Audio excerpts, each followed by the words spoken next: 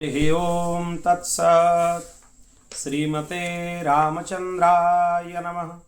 ओम परमहंसा स्वादित चरणकमलचिन्मकरन्दाय भक्तजनमानसनिवासाय श्रीरामचंद्राय नमः।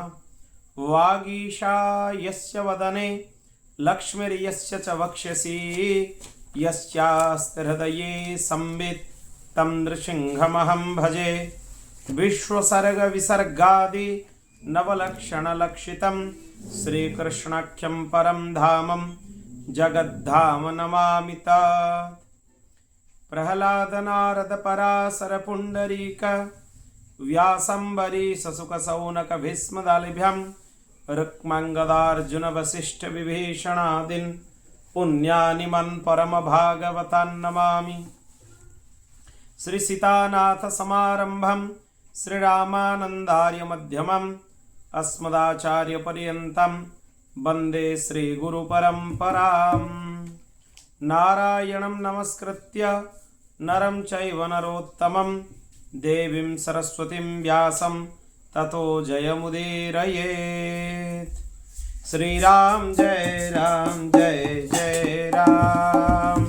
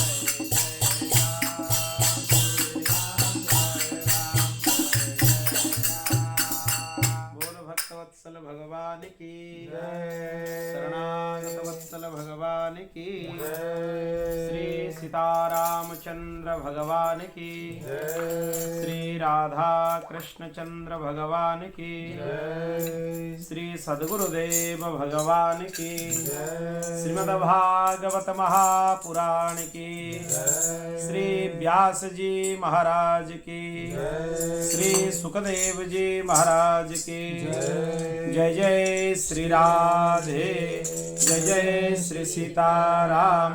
हर हर महादेव। निताय गौर हरि बोल। अनंत कोटि ब्रह्मांड नायक परात्पर अखिलेश्वर भगवान श्री हरि की महती कृपा करुणा से आज हम श्रीमद् भागवत कथा सत्र के पंचम दिवस की कथा में प्रवेश करेंगे और तृतीय स्कंध से ही कथा का प्रारंभ करेंगे। श्री सुखदेव जी महाराज परीक्षित को जो सृष्टि विषयक प्रश्न परीक्षित किए थे उसके लिए सुखदेव जी महाराज उनको बोले कि जो प्रश्न तुम मुझे पूछिए वही पूर्व काल में आपने सुख समृद्धि से पूर्ण ग्रह को छोड़कर वन चले गए हुए श्री विदुर जी महर्षि मैत्रेय जी को पूछे थे और मैत्रेय जी उनको जो उत्तर दिए थे वही उत्तर मैं तुम्हें सुनाने जा रहा हूं।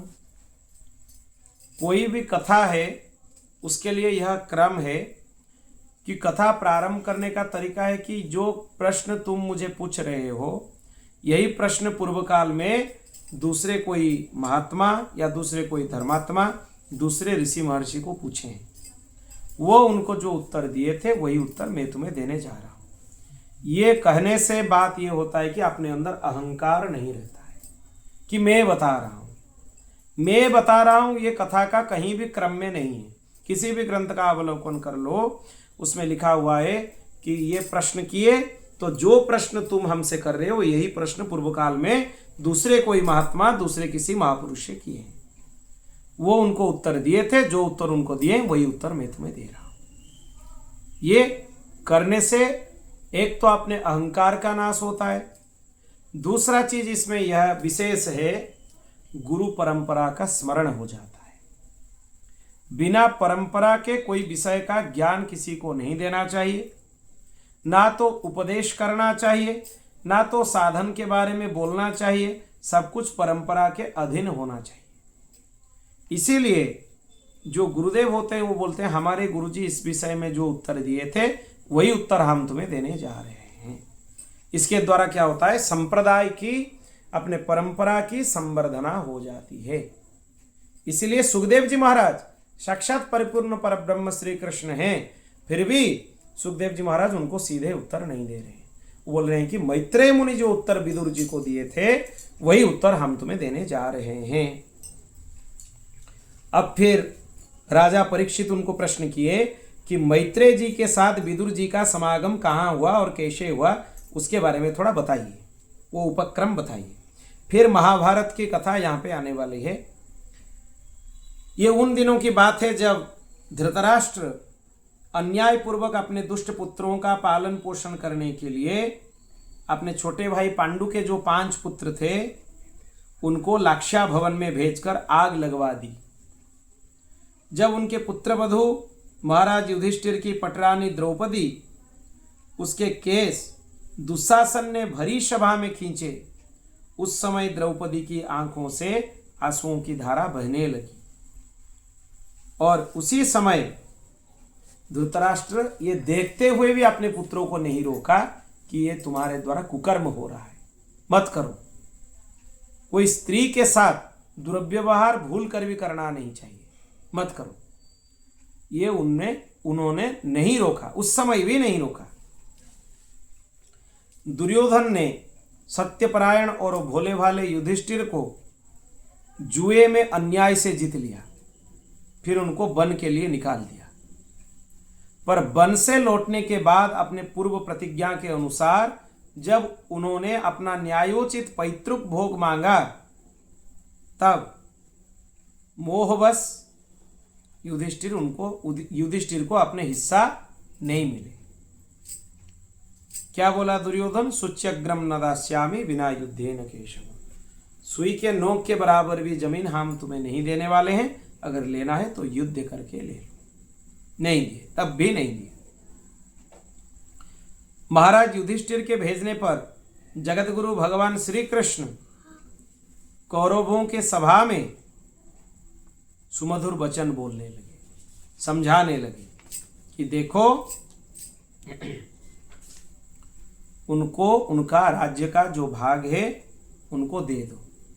अगर उतना भी नहीं दे सकते हो, 5 भाइयों को 5 गांव दे दो। यहां तक भी बात है। फिर भी दुर्योधन नहीं माना और धृतराष्ट्र उसको अपने कुकर्म करने से नहीं रोके। क्यों नहीं रोके? पुत्र मोह के कारण नहीं रोके।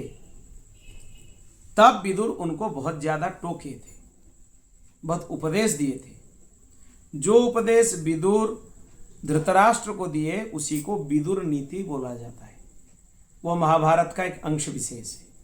अब भी संस्कृत पढ़ने वाले बच्चों को विदुर नीति पढ़ाया जाता है। यह एक अद्भुत ग्रंथ है। और जब परमार्थ के विषय में उन्होंने प्रश्न किया, तब सनत सुजात महर्षि को विदुर स्मरण किए। महर्षि सनत सुजात वहां पे प्रकट हुए। फिर सनत सुजात महर्षि धृतराष्ट्र को परमार्थ का उपदेश किए, तब भी उसका बुद्धि शुद्ध नहीं हुआ। इतने अशुद्ध बुद्धि था उनका। फिर विदुर जी बहुत सारा बात सुनाए, समझाए, पर दुर्योधन विदुर जी को दुर्व्यवहार करने लगा। दुर्योधन बोला कि देखो ये दासी पुत्र है, हमारे टुकड़ों पे ही ये पलने वाला है, फिर भी हमारे साथ हमको ये सिखाने आ गया है। हमें सिखा रहा है क्या करना चाहिए क्या नहीं करना चाहिए। इसको यहाँ से बहुत पहले से इसको यहाँ से निकाल देना चाहिए था, हम वो नहीं किए, पर यहाँ से इसको अभी निकाल दो। जब विदुर जी ये सुने, अपने सम्मान पूर्वक अपने धनुर्बाण आदि जो उनका आभूषण था, राजकीय वेश था, उसको वहीं पर छोड़कर वो वन के लिए प्रस्थान कर गए, तीर्थ यात्रा के लिए प्रस्थान कर गए। और एक चीज यहाँ पे लिखा गया है, बहुत सुंदर चीज सुखदेव जी महाराज बोल रहे हैं परीक्षित को, यदवा अयम मंत्र कृदो भगवान अखिलेश्वर पौरवेन्द्र ग्रहम हित्वा प्रविवेशात्मसातक्रुत। जब भगवान शांति दूत के रूप में दुर्योधन के यहाँ गए थे, 56 भोग निवेदन करने के बाद भी दुर्योधन के यहाँ भगवान प्रसाद नहीं पाए। वो विदुर जी के यहाँ गए और विदुर जी के यहाँ 56 भोग नहीं था, कोई विशेष उनमें आकर्षण नहीं था, विशेष व्यवस्था भी नहीं थी, पर विदुर जी के यहाँ, विदुरानी के यहाँ भगवान वहां पे छिलके पा गए, प्रेम से साख पा गए, पर दुर्योधन के यहाँ 56 भोग भगवान नहीं पाए। तो यहां से समझने वाला एक चीज इसमें है, भगवान दुर्योधन को बोले कि प्रसाद तब पाना चाहिए जब किसी को भूख हो या किसी को प्रेम हो। तुम्हें उतना प्रेम नहीं है कि तुम मुझे पवाओ, और मुझे उतना भूख नहीं है कि मैं यहाँ पे प्रसाद पालूं, इसीलिए भगवान वहां पे नहीं पाए। और विदुर जी के यहाँ इसीलिए पाए कि उनमें अगाध प्रेम था भगवान के लिए। बिना प्रेम से भगवान कोई भी उपचार को स्वीकार नहीं करते हैं, अर्चन को भी स्वीकार नहीं करते हैं। कर्मकांड मात्र करने से भगवान प्रसन्न नहीं होते हैं, कर्मकांड के साथ श्रद्धा होना जरूरी है। खाली श्रद्धा नहीं, उसके साथ विश्वास भी होना जरूरी है, प्रेम होना जरूरी है, और अंदर में यह भावना होना चाहिए कि जो उपचार या अर्चन के पदार्थ हम भगवान को अर्पित कर रहे हैं, भगवान उसको सादर स्वीकार कर रहे हैं, तब जाके उसमें कुछ फल मिल सकता है, नहीं तो उसमें ज्यादा कुछ लाभ नहीं होने वाला है। तब वो वहां से सब कुछ छोड़ के तीर्थ यात्रा के लिए चले गए। जब वो प्रभास क्षेत्र में जाकर पहुंचे, तब तक महाभारत युद्ध पूरा हो गया था और पांडवों को राज्य भी मिल गया था और युधिष्ठिर राजा हो गए थे तब तक।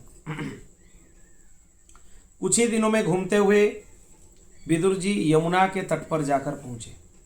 वहां पर उनका परम भागवत उद्धव जी के साथ साक्षात्कार हुआ।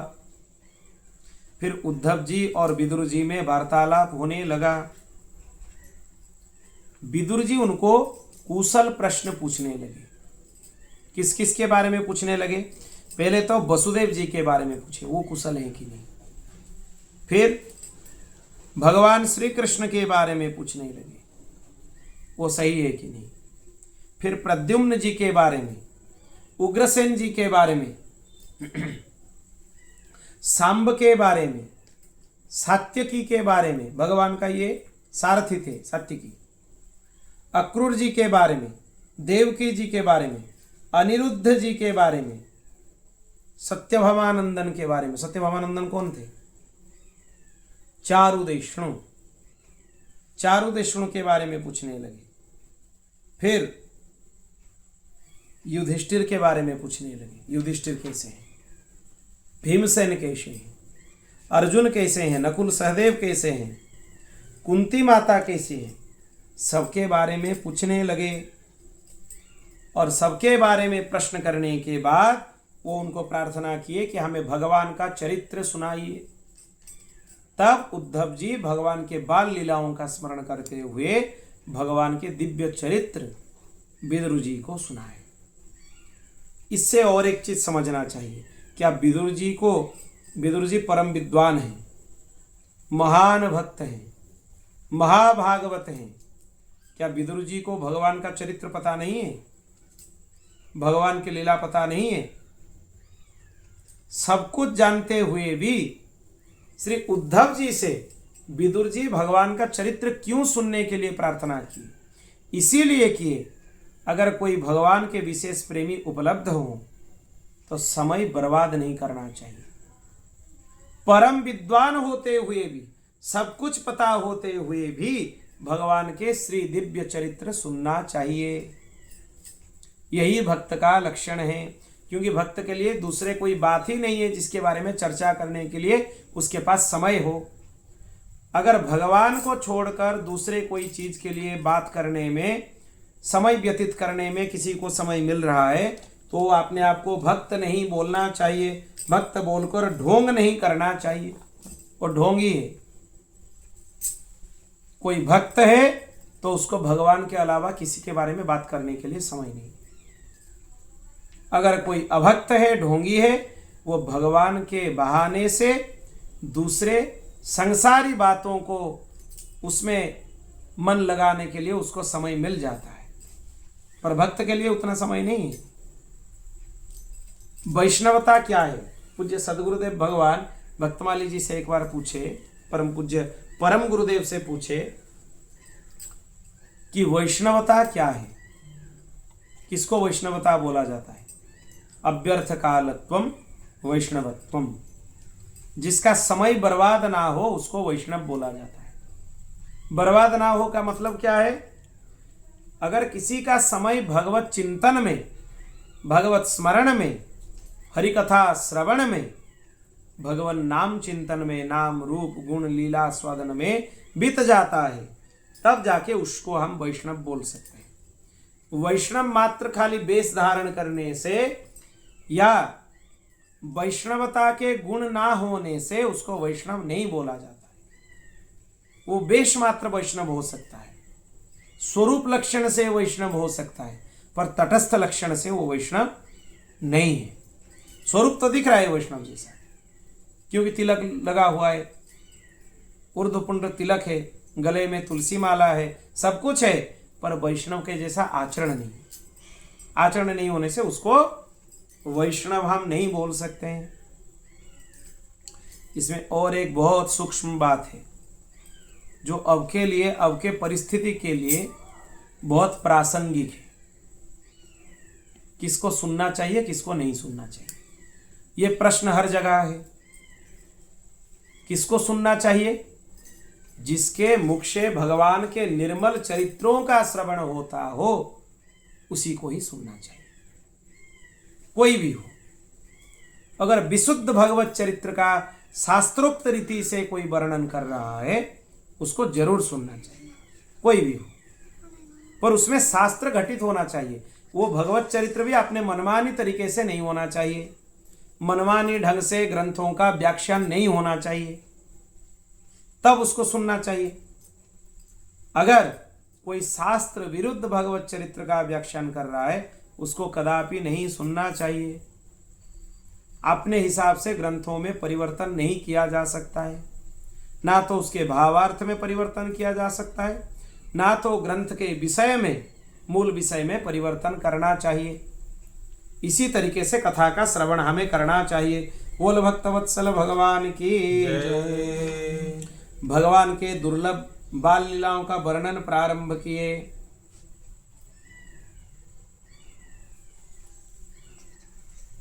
और भगवान के दिव्य लीलाओं में भी और एक चीज बोलते बोलते ये बोल गए, श्री कृष्ण रूपी सूर्य ये छिप जाने से हमारे घरों को काल रूप अजगर ने खा लिया। कौन बोल रहे? उद्धव जी बोल रहे। मतलब यदुवंशियों का विनाश ही हो गया। और अब तुम्हें क्या कुशल सुनाऊं? जो सबके बारे में पूछा, क्या कुशल सुनाऊं? कोई कुशल में नहीं है, सबकी कुशलता भगवान श्री कृष्ण में ही है। अगर श्री कृष्ण नहीं है तो कुशलता हम तुम्हें क्या सुनाएं? भगवान अपने माया की सहायता से अपने लीलाओं का संवरण कर लिया, अपने स्वधाम को चले गए। इसीलिए कोई भी यदुवंशी अब कुशल में नहीं है। अजन्मा होकर भी भगवान वसुदेव के यहाँ जन्म लिए, फिर कंस के भय से ब्रज में छिप कर उनको रहना हुआ, फिर काल यवन के सामने से मथुरापुरी को छोड़कर ब्राह्मणों की रक्षा के लिए उनको भागना हुआ। फिर देव की वसुदेव की चरण वंदना भगवान किए। इसी तरीके से अनेक लीलाओं का वर्णन यहाँ पे उद्धव जी किए, विदुर जी को सुनाए। और ये सुनाते सुनाते एक चीज यहाँ पे उद्धव जी बोले कि भगवान अपने अंतिम काल में विदुर जी को बहुत ज्यादा स्मरण कर रहे थे। वो बोल रहे थे कि विदुर अगर मेरा पास होता तो बहुत अच्छा होता। भगवान के पास कौन कौन थे उस समय? उद्धव जी थे, अर्जुन जी थे, श्री मैत्रेय मुनि थे, 3 वहां पे थे भगवान के पास। और जारासवर तो था ही, वो व्याध तो था ही वहां पे। फिर भगवान जब वहां पे दिव्य भागवत धर्म का उपदेश करने लगे, वो मैत्रेय जी को आज्ञा दिए कि देखो मेरा प्रिय विदुर यहां पे नहीं है, आप मेरे स्वधाम गमन के बाद मेरे प्रिय विदुर को यही भागवत धर्म का उपदेश जो हम अभी तुम्हें कर रहे हैं, ये मेरे प्रिय विदुर को तुम सुना देना। भगवान मैत्रेय जी को तब से आज्ञा कर दिए थे। विदुर जी यह सुनकर भाव से गदगद हो गए कि भगवान अपने अंतिम लीला में भी हमें स्मरण किए कि मेरा प्रिय विदुर होते तो बहुत अच्छा होता। बोलो भक्तवत्सल भगवान की जय। फिर मैत्रेय जी के साथ विदुर जी का साक्षात्कार हुआ और विदुर जी मैत्रेय जी को कुछ प्रश्न किए, भागवत धर्म के ऊपर प्रश्न किए। वही प्रश्न का उत्तर देने के लिए मैत्रेय मुनि सृष्टि चक्र के बारे में वर्णना प्रारंभ किए। विदुर जी क्या प्रश्न कर रहे हैं देखिए। सुखाय कर्माणि करोति लोके नते सुखम वान्यदुपारमं वा विन्देत भूयस्तत एव दुःखम यदत्र युक्तम भगवान वदेन्नः। संसार में लोग सुख प्राप्ति करने के लिए कर्म करते हैं, पर ना तो उनको सुख मिलता है ना उनका दुख दूर होता है। लोग सोचते हैं कि हम ये काम करने से हमें सुख प्राप्ति होगा, पर नहीं होता है। उनको सुख भी नहीं मिलता है और दुख दूर भी नहीं होता है। फिर भी लोग विषय में फंसे हुए रहते हैं, यही आशा से कि हमें सुख मिलने वाला है। इसीलिए सुख दुख के चक्र से उद्धार होने के लिए हमें क्या करना चाहिए, आप हमें उपदेश कीजिए। मैत्रेय मुनि को प्रश्न किए। तब मैत्रेय मुनि उनके प्रश्न का समादर किए। यह पद्धति है, भगवत संबंधित प्रश्नों का समादर करना चाहिए। साधु पृष्ठम तो या साधो लोकान साधो अनुगृह्णता।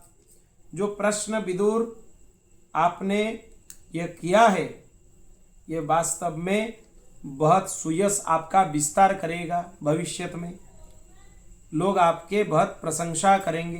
क्यों करेंगे? क्योंकि आप भगवत संबंधित प्रश्नों का उत्तर चाहते हैं। और आप भी कोई साधारण नहीं हैं, आप साक्षात धर्मराज ही हैं, आप यमराज ही हैं।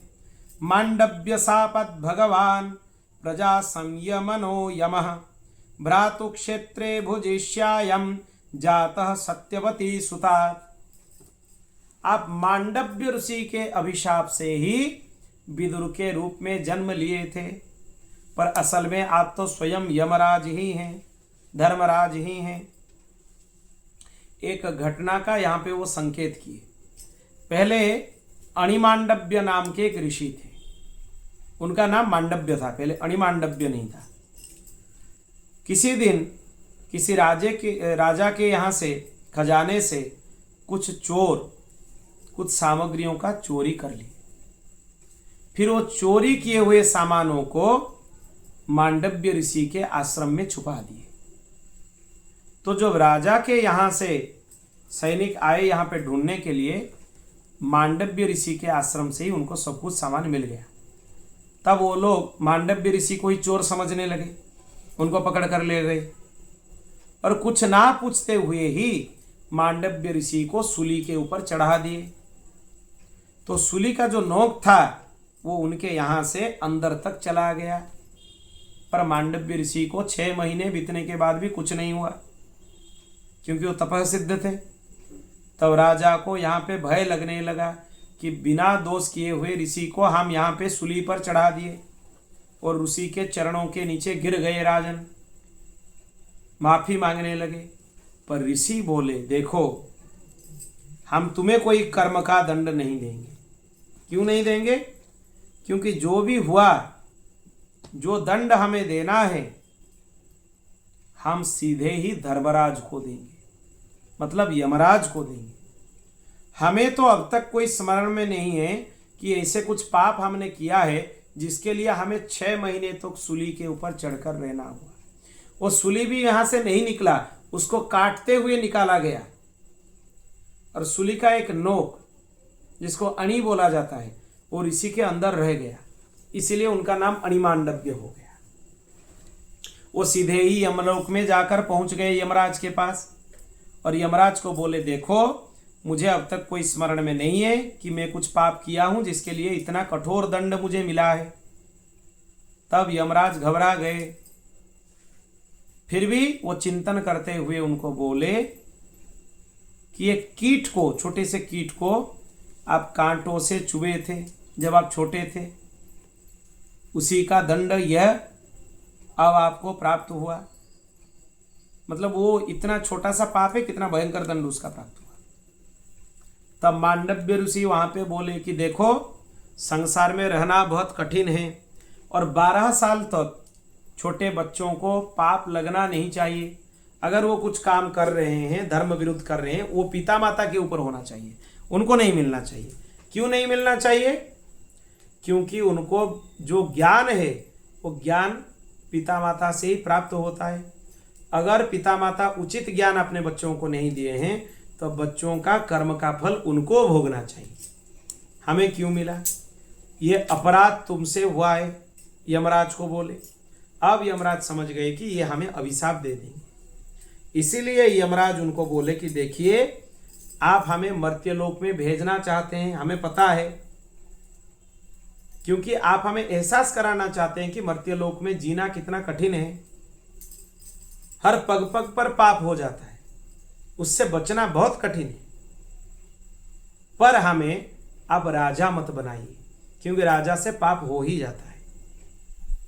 हमें दासी पुत्र मत बनाइए, क्योंकि दासी पुत्र को अपने स्वामी का आज्ञा पालन करना होता है, उसमें धर्म अधर्म का विचार करने का उसका अधिकार नहीं है।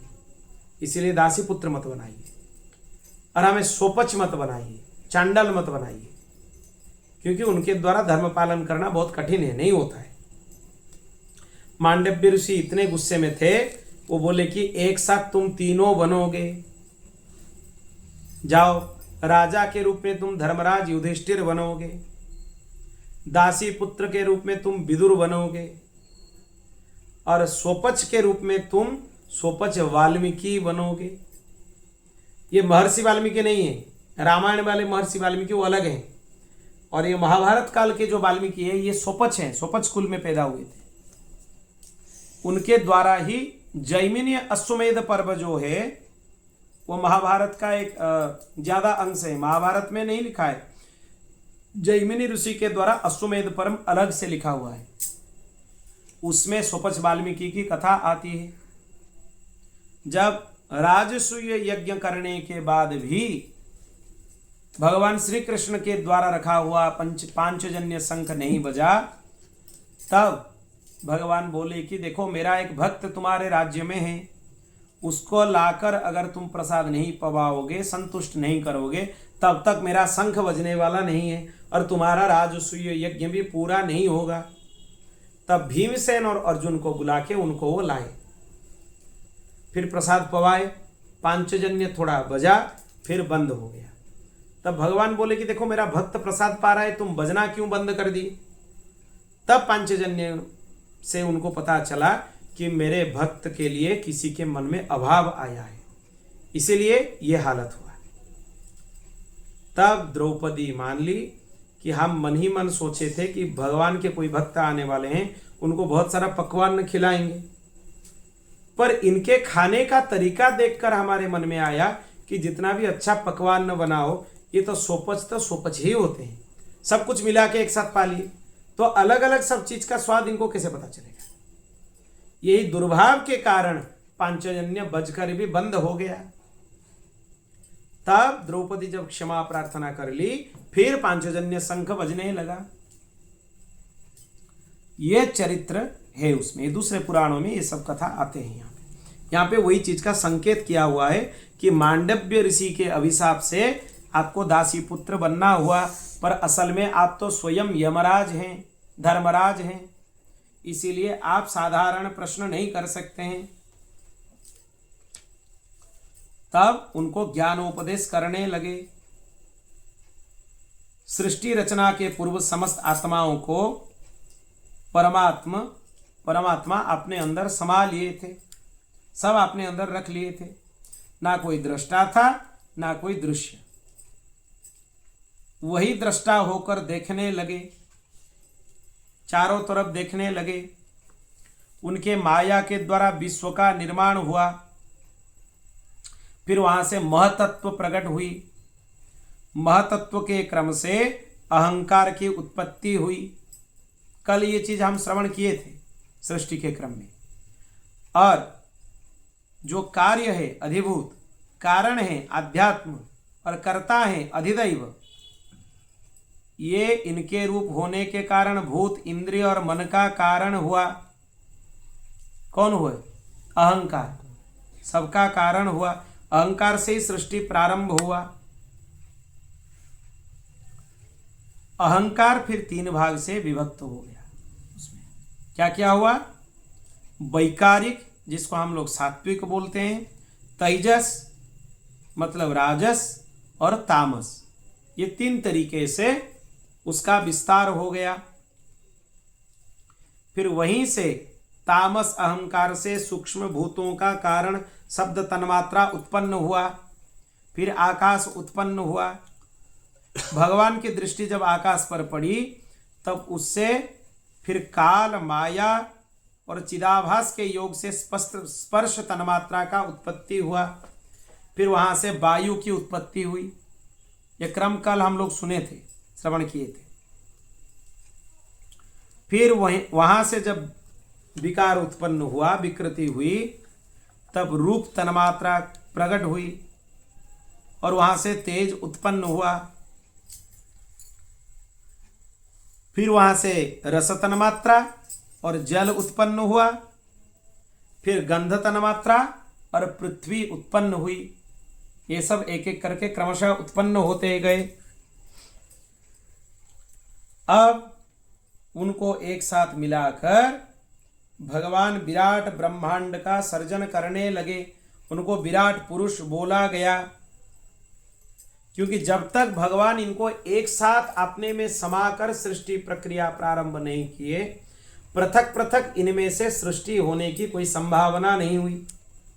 जब भगवान सबको समेट लिए अपने में और अपने शरीर को ही सृष्टि बना दिए। कल हम सुन रहे थे ना, विश्व ही विष्णु है और विष्णु ही विश्व है। विश्व और विष्णु में कोई भेद नहीं है। तब सृष्टि प्रक्रिया फिर आगे चलने लगा। फिर तत्व समूह अपने आप में मिला दिए गए। वहां से विराट पुरुष का शरीर का प्रागट्य हुआ। उसमें 1000 वर्ष तक विराट पुरुष रहने लगे। फिर एक हृदय, 10 प्राण और 3 विभाग, आध्यात्मिक, आदि दैविक, आदि भौतिक, इनके विस्तार हुए। प्राणों की संख्या कितना है? 5 नहीं, 10 है। क्या क्या है? प्राण, अपान, उदान, समान, व्यान, नाग, कूर्म, कृकल, देवदत्त और धनंजय, ये 10 प्राण वहां से प्रकट हुए। और विराट पुरुष के सबसे पहले मुख प्रकट हुआ। उसमें से लोकपाल अग्नि प्रकट हुए। विराट पुरुष के तालु उत्पन्न हुआ। उससे वरुण लोकपाल प्रकट हुए। फिर रसनेन्द्रिय उत्पत्ति हुए। उसके पश्चात विराट पुरुष के नथुने प्रकट हुए। उनमें से अश्विनी कुमार प्रकट हुए। फिर वो गंध ग्रहण कर रहे थे। विराट पुरुष के देह में आंखें प्रकट हुए। फिर वहां पे सूर्य प्रवेश किए। उसी तरीके से विराट पुरुष के अपने शरीर से सभी स्वरूपों का प्रकट हुआ। सभी देवी देवताओं का भी प्रकट विराट पुरुष के शरीर से ही हुआ। हम श्रवण किए, इंद्र उत्पत्ति हुए, वहां से फिर सूर्य उत्पत्ति हुए, वरुण देवता उत्पन्न हुए, अग्नि उत्पन्न हुए, एक एक करके सभी देवगण वहां से भगवान के शरीर से उत्पन्न होने लगे। वेद और ब्राह्मण भगवान के मुख से प्रकट हुए और मुख से प्रकट होने के कारण ब्राह्मण सभी वर्णों का गुरु बोला जाता है ब्राह्मण को। फिर 4 वर्णों की उत्पत्ति हुई। ब्राह्मण मुख से प्रकट हुए, क्षत्रिय भगवान के भुजाओं से प्रकट हुए, वैश्य भगवान के उरुदेश से प्रकट हुए और शूद्र भगवान के श्री चरणों से प्रकट हुए। इनका भी प्रागट्य हो गया। तो विदुर जी विविध प्रश्न करने लगे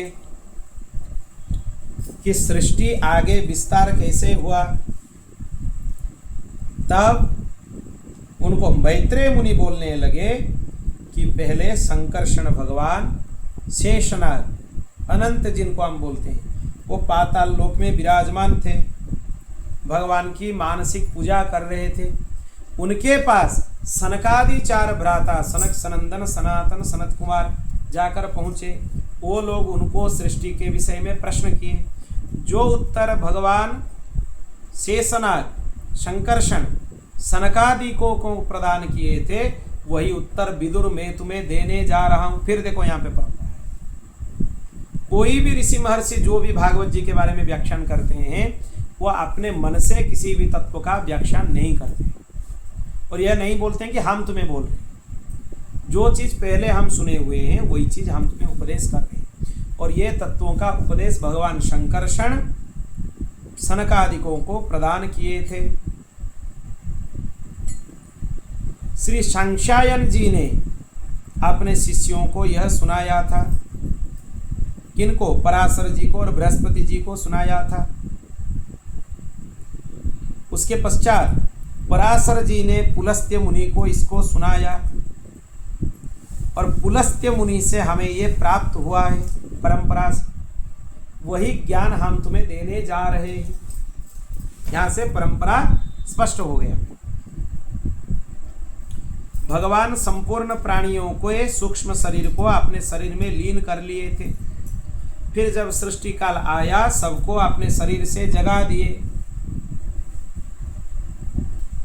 1 सहस्र चतुर्युग पर्यंत भगवान जल में शयन करने के बाद उनके मन में प्रवृत्ति की भावना आई, मतलब सृष्टि के विस्तार करने की भावना उनके मन में उत्पन्न हुआ। फिर भगवान के मन में इच्छा प्रकट होने से ही उनके नाभि देश से एक दिव्य कमल का प्रागट्य हुआ और वही कमल में भगवान ब्रह्मा प्रकट हुए। और ब्रह्मा जी प्रकट होने के बाद वो कमल के अंदर प्रवेश करके कर्णिका के अंदर चले गए। वहां पे अपने परिचय ढूंढने लगे, पर परिचय उनको कुछ प्राप्त नहीं हुआ। तब वो कमल के नाल पर बैठकर सोचने लगे कि हम कौन हैं, हमारे उत्पत्ति का कारण क्या है, हमें क्या करना है। ऐसे बहुत सारा प्रश्न वो करने लगे। उसी समय उनको तप शब्द सुनाई दिया। तप शब्द सुनने के बाद वो तुरंत तपस्या में प्रवृत्त हो गए और तपस्या उनका टूटने के बाद वो चारों दिशाओं में अपने मस्तकों से देखना प्रारंभ किए। इसलिए उनके 4 मुख प्रकट हो गए और उनको 5 चीज दिखाई पड़े, कमल, जल, आकाश, वायु और उनका खुद का शरीर। ये 5 ही क्यों उनको दिखाई दिए? क्योंकि उनके अंदर रजोगुण की वृद्धि हो गई थी। ये रजोगुण की वस्तुएं हैं, इसलिए उनको यही सब दिखाई दिए।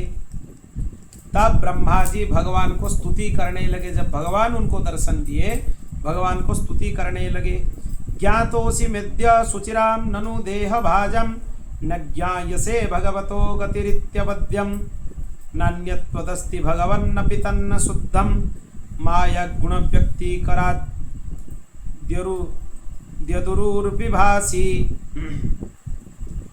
हे भगवान, आज बहुत समय के बाद मैं आपको जान लिया हूँ, पर दुर्भाग्य की बात है संसार के जीव आपको जान नहीं पाते हैं, आपके स्वरूप को समझ नहीं पाते हैं।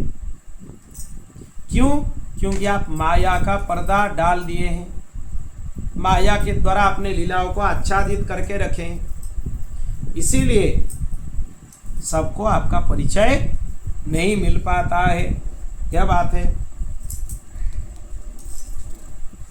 ऐसे भगवान को बहुत विस्तार से ब्रह्मा जी स्तुति किए। फिर भगवान उनको आदेश दिए कि तुम फिर तप करो और भागवत ज्ञान का अनुष्ठान करो। भगवान उनको उपदेश किए। फिर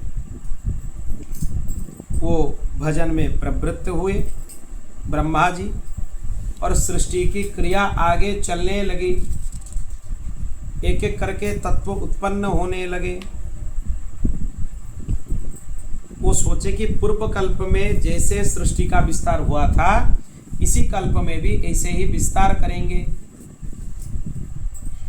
वो कमल कोश में प्रवेश किए और हुवः श्वः इसका 3 भाग किए।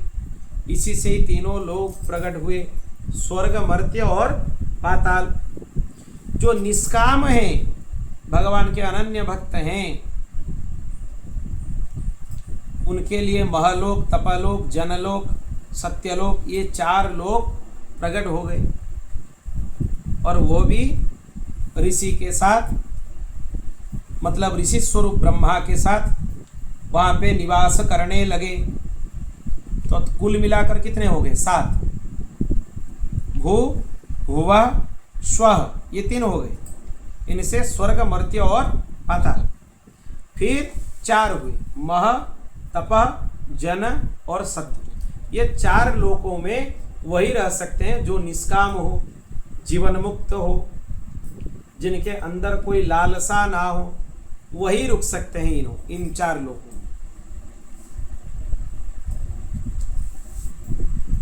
अब वो सोचे कि पहले जो सृष्टि पहले था उसी तरीके से हम सृष्टि करेंगे। वो महतत्व की सृष्टि किए, उससे सत्व, रज और तम आदि गुण प्रकट हुए। फिर संसार का विस्तार हुआ। दूसरे सृष्टि अहंकार की है, उससे सारी पृथ्वी, पंच महाभूत, ज्ञानेन्द्रिय, कर्मेंद्रिय सब उत्पत्ति हुए। तीसरी सृष्टि भूत सर्ग है, इससे पंच महाभूतों को उत्पन्न करने वाला तन्मात्र वर्ग रहता है। तन्मात्र सबसे पहले है, उसके बाद पंच महाभूत है। तन्मात्र में विकार घटने के बाद ही पंच महाभूत उत्पन्न होते। ये दूसरे तरीके का सृष्टि हो गया। तीसरे तरीके का सृष्टि हो गया ये। फिर चौथा सृष्टि है इंद्रियों का, ज्ञान और क्रिया संपन्न हो गए। 5वीं सृष्टि है सात्विक अहंकार का। ये सात्विक अहंकार से इंद्रिय के अधिष्ठात्र देवता प्रकट हो गए। कल हम श्रवण किए थे, इंद्रिय के भी अधिष्ठात्र देवता हैं। 10 इंद्रिय हैं, इसलिए उनके अधिष्ठात्र भी कितने हैं? 10 हैं। उनके नाम भी कल हम श्रवण किए। अब 5वीं सृष्टि में वो इंद्रियों के अधिष्ठात्र देवताओं को प्रकट किए। चतुर्थ सृष्टियों में इंद्रियों का ज्ञान और क्रिया शक्ति को उत्पन्न किए। फिर छठी सृष्टि अविद्या की है, इसमें तामिश्र, अंधतामिश्र, तम, मोह और महामोह, ये 5 गांठें हैं। ये अविद्या है। इनका भी प्रागट्य ब्रह्मा जी से हो गया।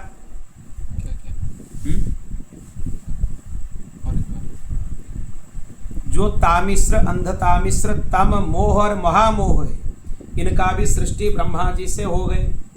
ये सब तमोगुण है, ये जितने भी 5 हैं ये तमोगुण है। ग्रंथि ये जो हैं इनको 5 गांठे बोला जाता है, ग्रंथि बोला जाता है। क्यों बोला जाता है? क्योंकि जीवात्मा इनसे बंधा हुआ है। जब इनसे जीवात्मा मुक्त हो जाता है तब बोला जाता है कि उसका ग्रंथि मोचन हो गया। ये 5 क्या है? अहंकार है, मोह है, तमोगुण है, आलस्य है, महामोह है जो संसार से उसको बांध कर रखता है, लोभ है, दंभ है। ये सब दुर्गुण ही 5 ग्रंथियां हैं। अविद्या इनमें सबसे प्रधान है।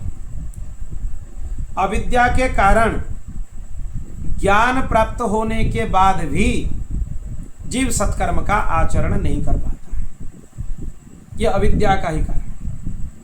अब इनका भी उत्पत्ति ब्रह्मा जी से हो गए। ये 6ठी सृष्टि है। फिर 7वीं सृष्टि के रूप में वैकृत सृष्टि हुए। इनमें 6 प्रकार की स्थावर वृक्षों की उत्पत्ति हुई।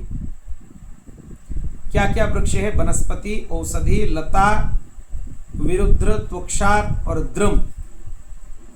ये यहाँ से उत्पन्न हुए। ये कुछ वृक्ष ऐसे होते हैं वो नीचे भूमि को फोड़कर ऊपर निकलते हैं। कुछ वृक्ष ऐसे हैं वो लताओं के जैसे दूसरे वृक्ष के ऊपर निर्भर करते हैं। ऐसे वृक्षों में भी भिन्न भिन्न प्रकार के वृक्ष उत्पन्न हुए। कुछ द्रुम होते हैं, बहुत बड़े बड़े वृक्ष होते हैं, उनको द्रुम बोला जाता है। इसी तरीके का वृक्षों का सृष्टि यहाँ पे हो गई। फिर 8वीं सृष्टि में पशु पक्षियों की सृष्टि हुई। इनका प्रकार 28 प्रकार है। इनमें ज्ञान नहीं है, तमोगुण की अधिकता है, इसीलिए ये खाना पीना, मैथुन करना, सोना इतना ही जानते हैं, उससे ज्यादा इनको कुछ पता नहीं है। बहुत सारे पशु पक्षी इनमें आते हैं, बहुत सारे हैं। ये कितने प्रकार की हो गए? 8 प्रकार की हो गए। फिर आगे 9वीं सृष्टि है मनुष्यों की। मनुष्यों को भगवान सृष्टि किए, ब्रह्मा सृष्टि किए। फिर 10वीं सृष्टि के रूप में देवता, पीतर, असुर, गंधर्व, अप्सरा, यक्ष, राक्षस, सिद्ध, चारण, विद्याधर, भूत, प्रेत, पिशाच, किन्नर, किमपुरुष, अश्वमुख इनको उत्पन्न किए। इनको देव सृष्टि बोला जाता है। देव सृष्टि भी 8 प्रकार के हैं। ये सब देव सृष्टि में आते हैं जितने भी हैं। यक्ष, राक्षस, सिद्ध, चारण, विद्याधर, भूत, प्रेत, पिशाच ये सब उनमें है, उसी के अंदर है। इसी तरीके से ब्रह्मा जी 10 तरह के सृष्टि यहाँ पे किए। फिर यहाँ पे समय का, काल का सृष्टि किए। काल की गणना कैसे किया जाता है? देखिए, 2 परमाणु मिलकर एक अणु होता है, 3 अणु मिलकर एक त्रस्र रेणु होता है। त्रस्र रेणु को झरोखे से आने वाले सूर्य किरण में हम देख सकते हैं। वो कणिकाओं के जैसे दिखते हैं, हम देख सकते हैं उनको। 3 त्रस्र रेणु मिलकर त्रुटि होती है।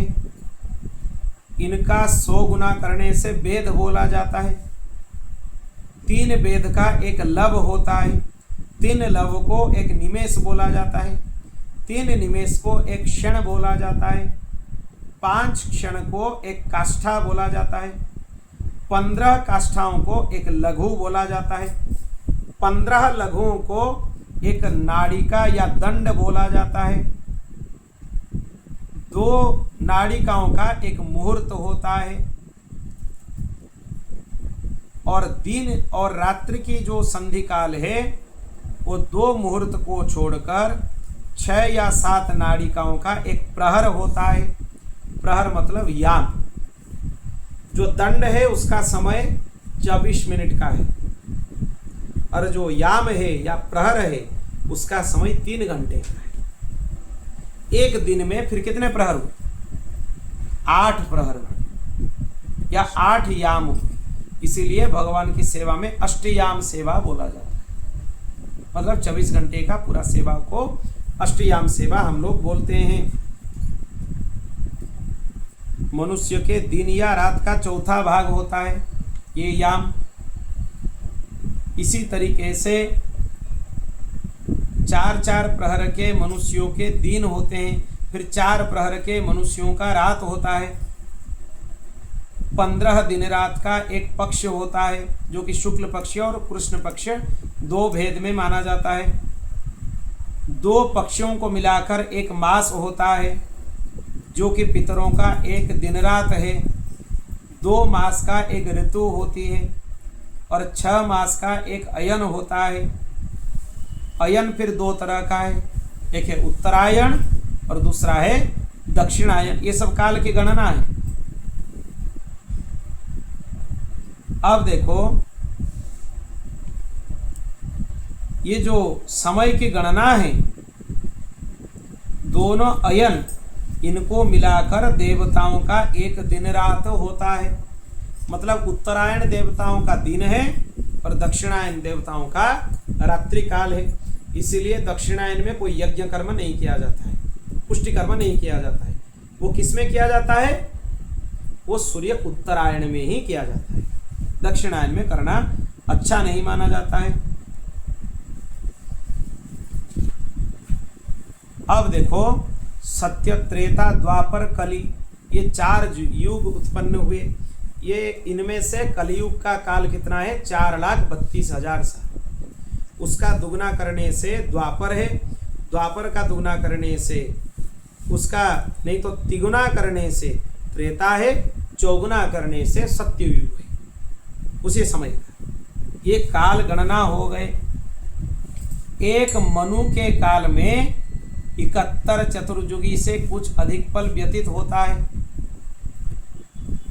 71 चतुर्युगी में एक मनु का शासन रहता है।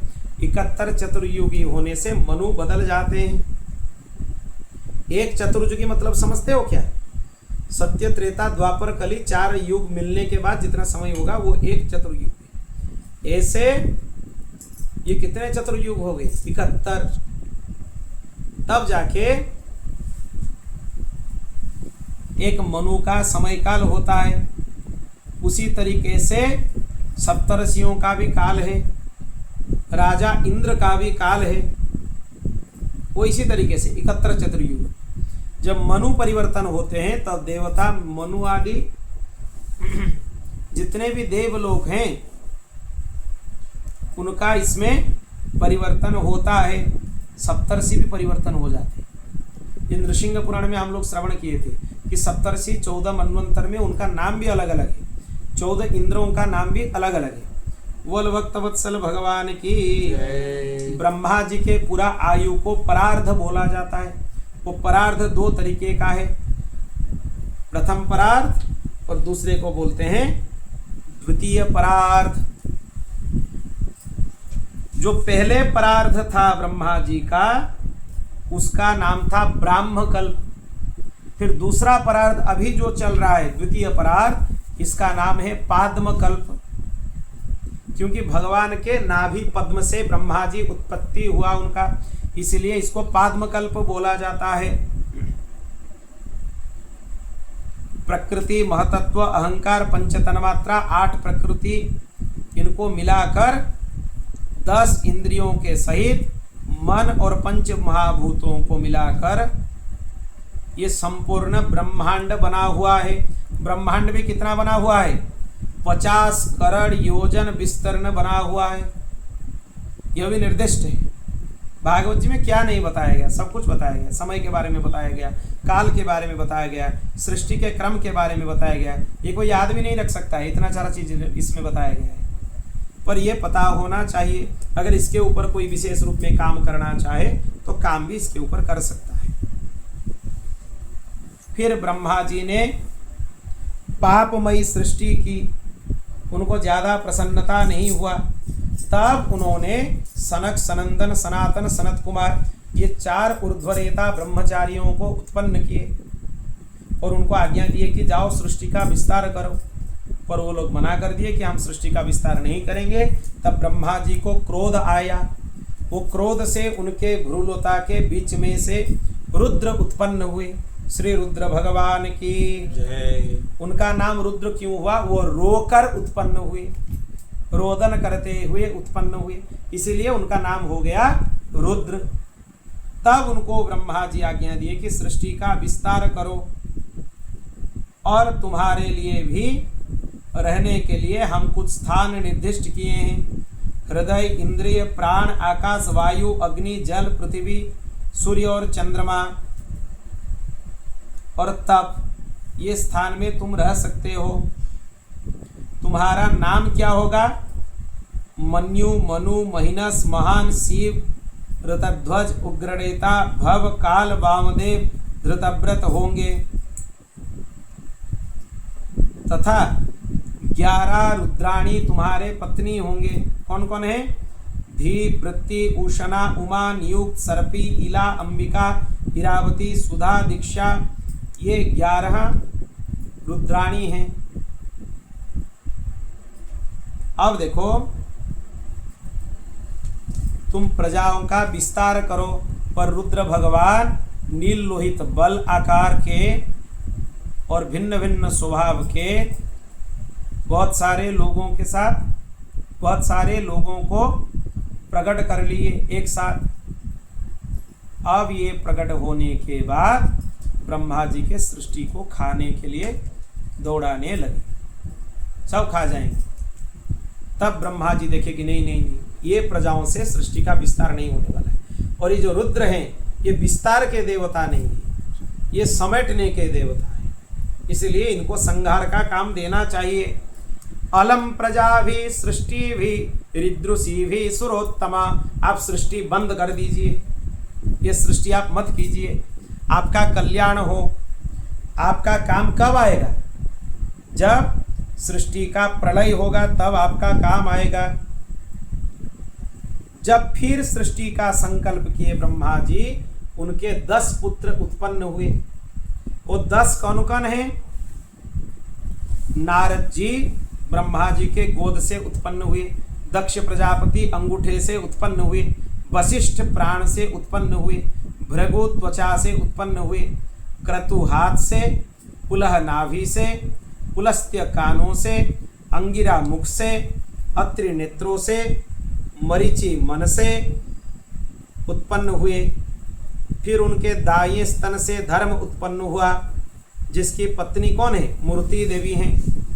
स्वयं मूर्ति देवी के यहाँ भगवान नर नारायण के रूप में उत्पन्न हुए। इसी प्रकार ब्रह्मा जी के हृदय से काम, भौहें से क्रोध, नीचे के होठ से लोभ, मुख से वाणी की अधिष्ठात्री देवी सरस्वती प्रकट हुई। पर सरस्वती देवी तब क्या हुई? ब्रह्मा जी की पुत्री हुई। पर ब्रह्मा जी उनके तरफ आकृष्ट हो गए। तब उनको बहुत सारे ब्रह्मा जी के पुत्र उनको समझाने लगे। ब्रह्मा जी को बहुत खराब लगा। तब अपना वो पुराना शरीर फिर वो त्याग कर दिया। उनको लज्जा आई उसमें कि अपने पुत्री के तरफ में आकृष्ट हो गया, जो कि हमारे लिए सर्वदा अनुचित है। और उनका जो त्याग किया हुआ शरीर है वो कुहरा बन गया, जो आज तक भी हो रहा है। फिर ब्रह्मा जी अपने 4 मुखों से 4 वेद प्रकट किए, उपवेद का प्रकट किए, 4 तरह के ब्राह्मणों को प्रकट किए, होता, उद्गाता, अध्वर्जु और ब्रह्मा, इनको प्रकट किए। बहुत सारे शास्त्रों को उत्पन्न किए।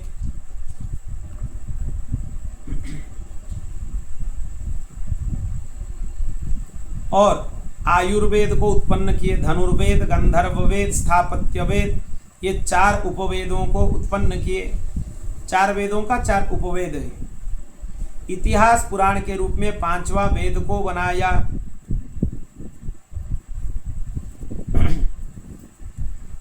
दान, विद्या, तप और सत्य, ये धर्म के 4 पाद हैं। यह भी क्रमशः प्रकट हुए। फिर ब्रह्मचारी की जो 4 वृत्तियां हैं, सावित्र, प्राजापत्य, ब्राह्म और बृहद, ये भी प्रकट हुई। उसमें वृत्तियों का नाम के अनुसार उनका काम भी अलग अलग है, कैसे करना है। जो सावित्र बोला जाता है, उपनयन होने के 3 दिन तक एक विशेष अनुष्ठान ब्रह्मचारी को करना होता है, उसी को सावित्र बोला जाता है। ऐसे ही बहुत सारा उनमें से प्रकट हुए। फिर सन्यासी उत्पन्न हुए, सन्यासी भी अलग अलग तरह से उत्पन्न हुए। फिर व्याहृति आदि भी उनसे उत्पन्न हुए।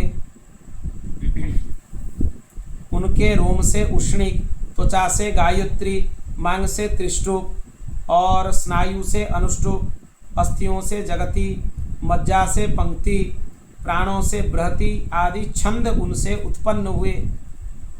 उनका जीव स्पर्शवर्ण, कवर्गादि पंचवर्ण और देह स्वर वर्ण, अकारादि वर्ण कहलाता है।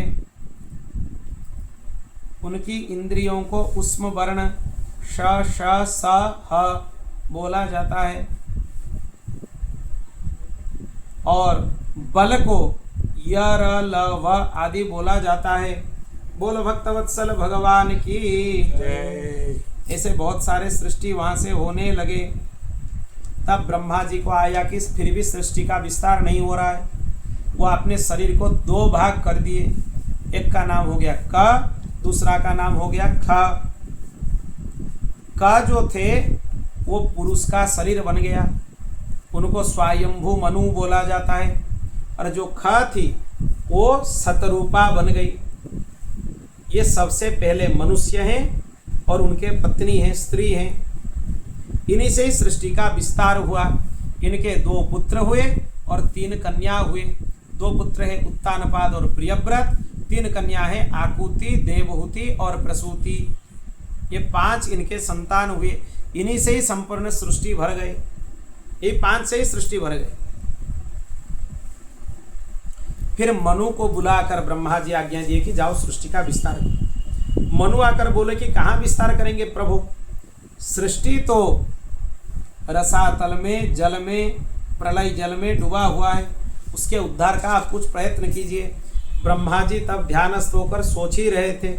उतने में ही उनको छींक आई और उनके दक्षिण नासारंध्र से एक बराह शिशु उत्पन्न हुआ, जो कि बाहर निकलने के बाद इतने विशाल बन गए कि सबके स्वरूप उनके सामने फीका पड़ गए। इतने विशाल। बोल भक्त वत्सल भगवान की। और वो ऊपर जाने के बाद यज्ञ पुरुष भगवान वराह पृथ्वी देवी को ढूंढने लगे। फिर ढूंढते हुए वहां पर जाकर पहुंच गए। पृथ्वी देवी को वहां से उठाकर अपने दोनों दंत पंक्ति के ऊपर रखकर पृथ्वी देवी को बाहर निकाल कर आने लगे। उसी समय सब उनको ऋषियों ने स्तुति करने लगे। क्या बोल रहे हैं? जितम जितम ते जित यज्ञ भावन त्रयीं तनुं स्वापरिधुन्वते नमः यद्रोमगर्तेषु निलिल्युरध्वरा तस्मै नमः कारण शूकरायते। हे भगवान शूकर, आपका जय हो। आपको हम नमस्कार करते हैं। आपके संपूर्ण शरीर में याग यज्ञादि प्रकट हैं। आपके रोमावली से कुशा की उत्पत्ति हुई। आपके शरीर के स्वेद से तिल का उत्पत्ति हुआ, इसलिए तिल को बहुत ज़्यादा पवित्र माना जाता है और कुशा को भी बहुत ज़्यादा पवित्र माना जाता है। इनके ही रोया हैं। इसी तरीके से भगवान वराह सबके स्तुति को ग्रहण किए, फिर सबको आशीर्वाद देकर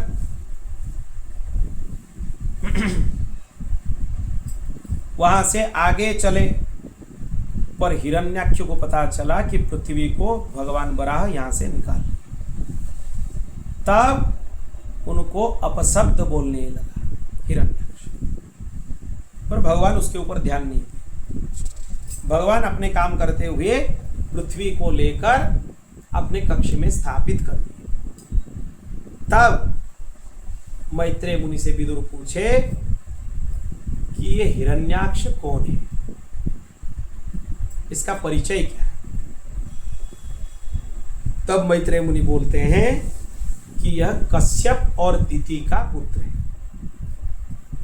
एक बार क्या हुआ, दिति संध्या काल में गर्भधारण करने की हट लगाई। इसीलिए संध्या काल में गर्भधारण करने के कारण उसके 2 पुत्र हुए, पर वो दोनों ही पुत्र भीषण हुए और दैत्य हो गए, हर जगह उपद्रव मचाने लगे, हर जगह उपद्रव मचाने। फिर उनको यह आया कि ये कहाँ से उत्पन्न, ये हिरण्याक्ष हिरण्यकश्यपु, इनका मूल स्वरूप क्या है।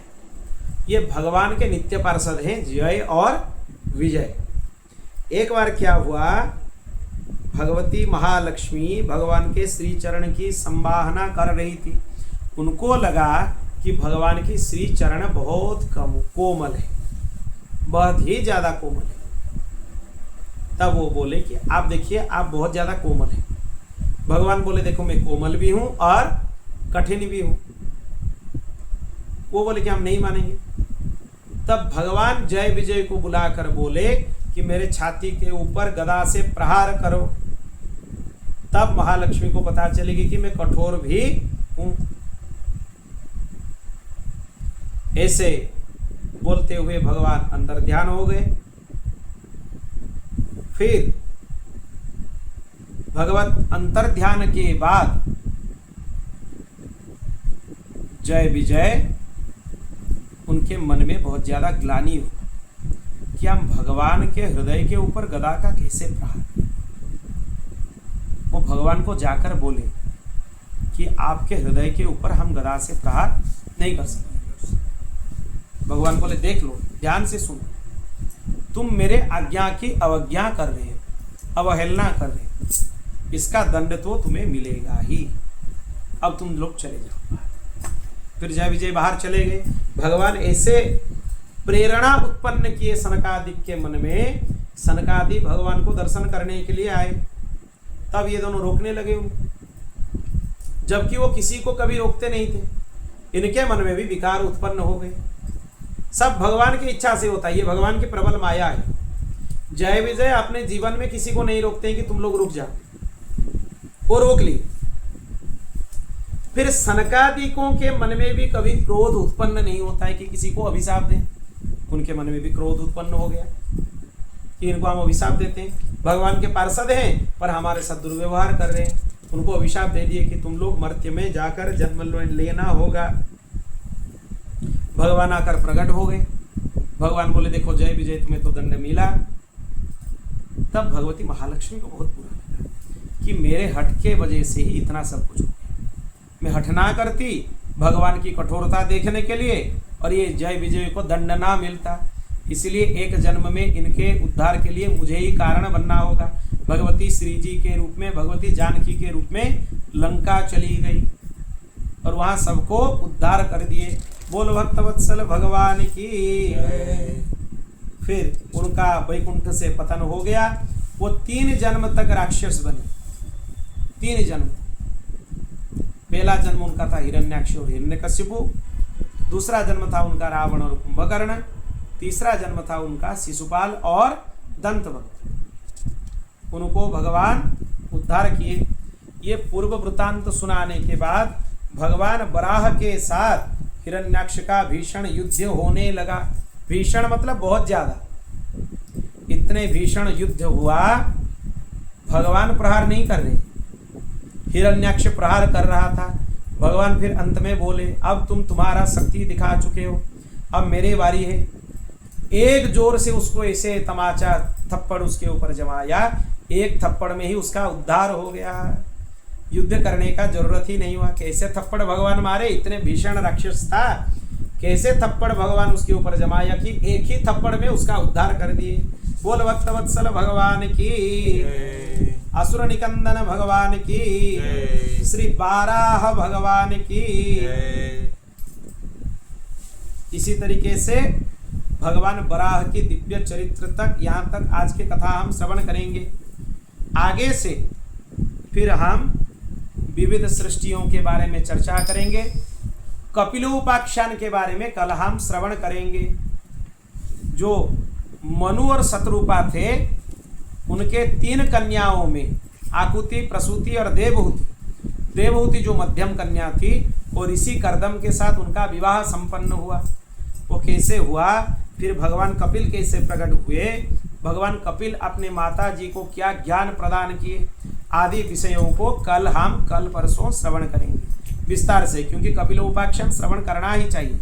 और सप्ताह कथा में आजकल के वक्ता ये तृतीय स्कंद को 5 मिनट में बोल लेते हैं, सीधा बोल लेते हैं कि भगवान नारायण की नाभि से कमल, कमल से ब्रह्मा, ब्रह्मा से सृष्टि हो गई। कितने सारा चीज उसके अंदर है। आज भी तृतीय स्कंद पूरा नहीं हो पाया, कल भी नहीं हो पाएगा, परसों तृतीय स्कंद पूरा होगा, क्योंकि उसमें बहुत सारा चरित्र है। और विशेष चरित्र तो यह है कि कपिलोपाख्यान, कपिल गीता जिसको बोला जाता है। बोल भक्तवत्सल भगवान की जय। श्री कृष्ण गोविंद हरे मुरारे, हे नाथ नारायण वासुदेवा।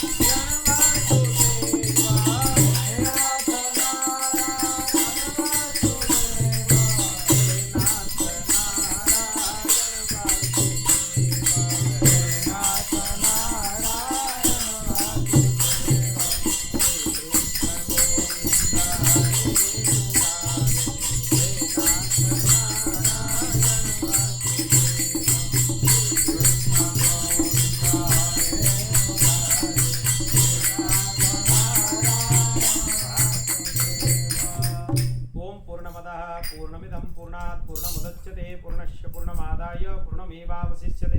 हरि ओम। शांति शांति शांति।